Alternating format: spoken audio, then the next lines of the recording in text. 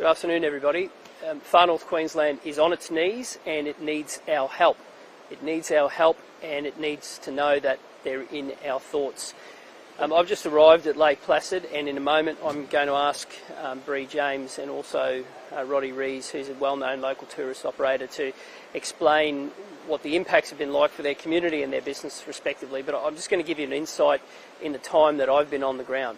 Firstly, to see the sea of uniforms come in the form of the ergon workers, of the council workers, that is a thing of uplifting spirits, the likes of which communities desperately need in their hour of need.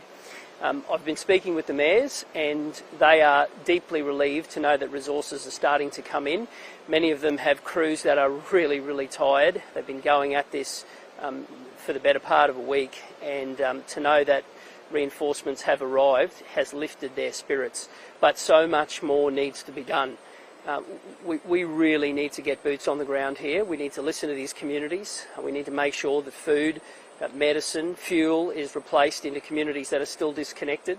We need to make sure that those roads are repaired and repatched as soon as they can. Most importantly, we need to make sure that business gets back on their feet and residents get back on their feet.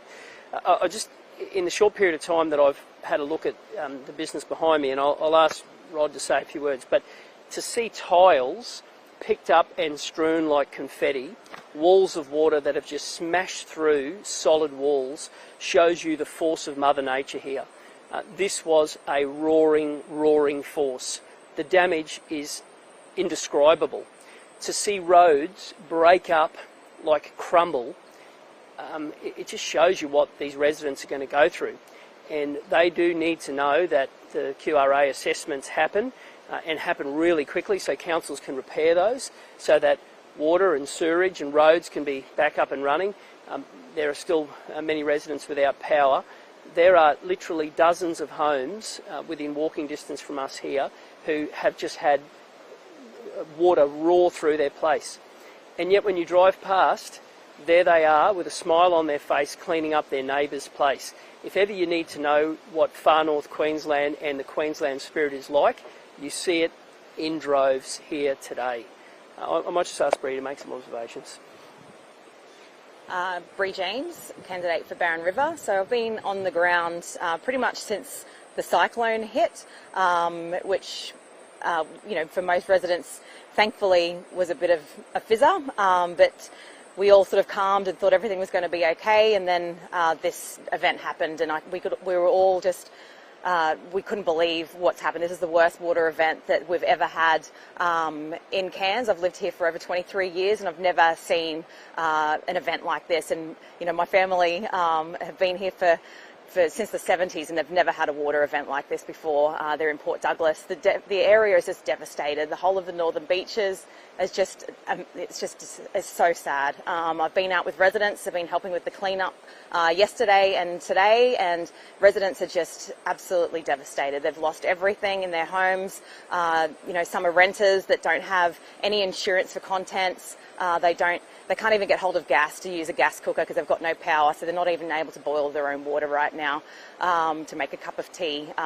It is really horrific to see what these residents are going through.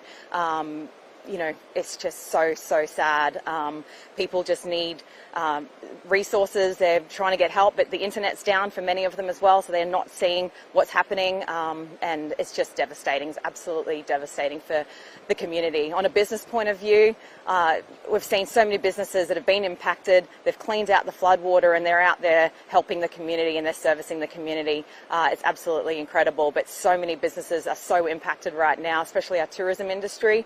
It's just so concerning. We've had so much cancellation, which Roddy Rees will talk more about, but our tourism industry is going to really suffer through this extended period, and this is going to take months to fix some of the infrastructure. Whole roads are gone, and many houses are going to be derelict and not be, have to be absolutely destroyed. They're not going to be able to be lived in ever again. So we're going to have more of a housing shortage. There's so many people. I saw a renter today. She won't even leave her house because she's so worried about her landlord not letting her back in to be able to be back in that house later on when it's fixed. She's actually said to the landlord, I will stay in the house while you renovate it, just so that I know that I'm still going to have a roof over my head in the future, because rentals are so hard to get here in Cairns. So it is really dire here for residents at the moment. One of my staff, she was on the phone to me this morning, absolutely in tears. I've been trying to get hold of her, and she's lost everything, and they're going to be sleeping in my office over Christmas and into the coming months because they've got nowhere else to go. So it's really dire here in Cairns at the moment.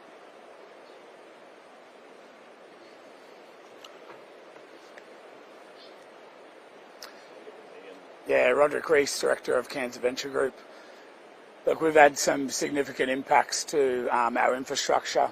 As a business, we are one of the biggest adventure tourism operators in the state. We run 9 different brands, everything from jet boating to whitewater rafting and traditional bus touring into the surrounding landscapes and rainforests. We've had some damage in our marine depot.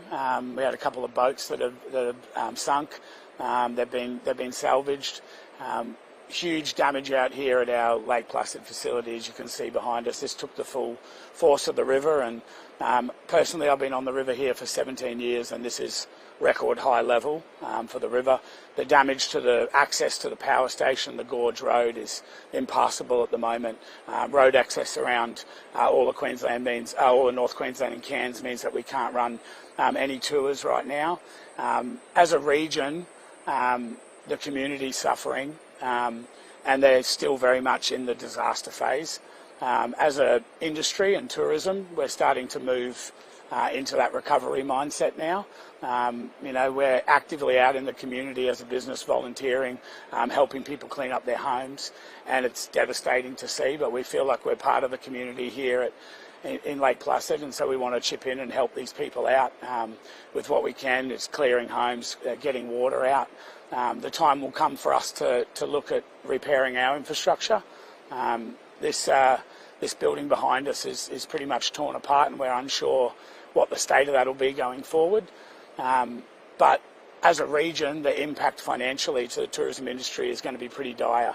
We're looking at about 50% less bookings than a normal holiday period, and that equates to 125 million in lost revenue for the group, not my group personally, but for the group of tourism companies here. So around 300,000 visitors not coming into the region. The tourism industry is incredibly resilient, very nimble, and we will have touring options, and there will be great experiences for people to do. But we won't be able to do any of that if the businesses aren't supported, and that's what we really need now, is to get some financial support into the community, make sure people have a safe place to live, and then look at how we're going to support the small business in this town, and a lot of that comes through tourism. So we need to get people on the ground and get that up and running quickly so that we can support our staff and make sure they have a livelihood and that they can keep money coming in. So it's great to see the tourism industry rallying to support everybody else, but the time's going to come pretty quickly where we've run out of money and we're struggling to look at how we move into next year. So it's a sad state of affairs, and we need some support up here in the north.